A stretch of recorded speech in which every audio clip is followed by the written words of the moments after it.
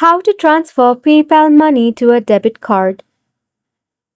Hey everyone, welcome back to the channel and let's get right into this tutorial. Since there is no direct way to transfer your PayPal money to a debit card, you will have to take a little bit of a long way. But fear not, this will work with a guarantee. So the first step, what you have to do is link your bank account with your PayPal. Once you have linked a bank account with your PayPal account, initiate a transfer to your linked bank account. After that, you can withdraw from your bank using your debit card. This is the first way to transfer your PayPal money to a debit card.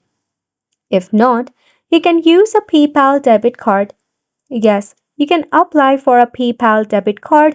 However, it is very selectively available in some of the country.